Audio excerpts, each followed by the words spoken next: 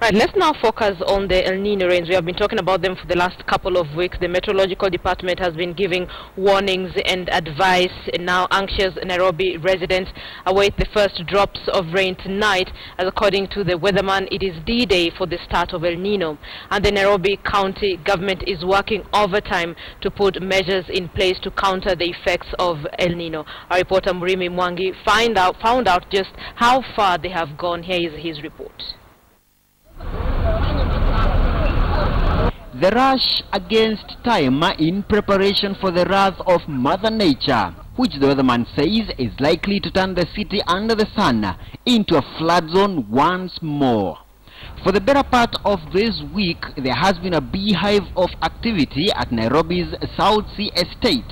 These county government workers working overtime to beat the deadline. According to the Meteorological Department, the floodgates of heaven shall open for mild showers of rain, which will ultimately increase to the heavy El Nino downpour by Saturday. It's a total failure project. Why? They were supposed to do these things some months ago, but not now. Just consider the fact now they are digging, they are excavating now. They need to do the setup, they need to do the setup of the road, considering the slopes, the drainage and everything. Yeah, and this one is not going to happen as a magic.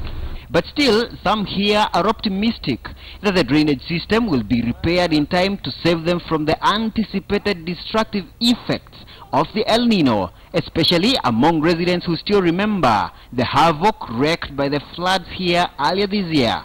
Gari zilikwama hapa. Na hizi ploti zikaingiwa na maji.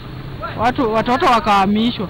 Paliza sasa maji haitaingia kwa manyumba. But not too far away, and in fact in most residential parts of the city, a disaster lurks in waiting. Sewerage overflows as most residential property owners are yet to repair their sewerage systems as household waste continues to clog the main drainage system. It gets even worse in the informal settlements of the city, like Kibra and Mathare slums. When it starts raining tonight, it's a chaos. People should get prepared for us. I'm telling you. Ningeomba landlord mahali naishi atengeneze ikuwe tu kama hapa. Kwa nini? Sababu saa hii hapa naona maji itapita na huko tunaishi bado uko na wasiwasi kidogo tu. Taka wafanye hata huko Kibira juu tu hata sisi tunaazirisha.